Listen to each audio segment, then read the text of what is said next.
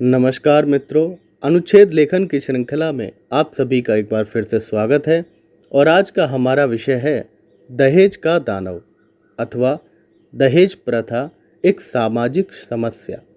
इसके संकेत बिंदु हैं: दहेज क्या है, दहेज का बदलता स्वरूप, दहेज प्रथा कितनी घातक और दहेज प्रथा की रोकथाम। भारतीय संस्कृति के मूल में छिपी है कल्याण की भावना। इसी भावना के वशीभूत होकर प्राचीन काल में कन्या का पिता अपनी बेटी की सुख सुविधा हेतु कुछ वस्त्र, आभूषण और धन उसकी विदाई के समय स्वेच्छा से दिया करता था। कालांतर में यही रीति विकृत हो गई। इसी विकृति को दहेज नाम दिया गया। धीरे धीरे लोगों ने इसे अपनी सामाजिक प्रतिष्ठा से जोड़ दिया। सभ्यता और भौतिकवाद के कारण लोगों में धन लोलुपता बढ़ी है, जिसने इस प्रथा को विकृत करने में वही काम किया जो आग में घी करता है। वर पक्ष के लोग कन्या पक्ष से खुलकर दहेज मांगने लगे और समाज की नज़र बचाकर बलपूर्वक दहेज लेने लगे, जिससे इस प्रथा ने दानवी रूप ले लिया। आज स्थिति यह है कि समाज में लड़कियों को बोझ समझा जाने लगा है। लोग घर में कन्या का जन्म किसी अपशकुन से कम नहीं समझते हैं।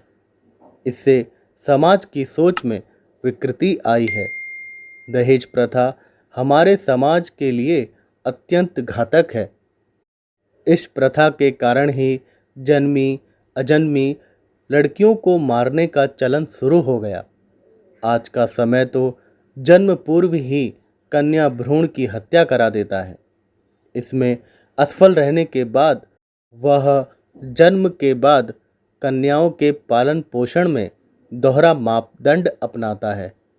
वह लड़कियों की शिक्षा दीक्षा, खान पान और अन्य सुविधाओं के साथ ही उनके साथ व्यवहार में हीनता दिखाता है। दहेज प्रथा के कारण ही असमय नवविवाहितों को अपनी जान गंवानी पड़ती है। मनुष्यता के लिए इससे ज़्यादा कलंक की बात क्या होगी कि अनेक लड़कियां बिन ब्याही रह जाती हैं या उन्हें बेमेल विवाह के लिए बाध्य होना पड़ता है। दहेज प्रथा रोकने के लिए सरकारी प्रयास ही काफ़ी नहीं है।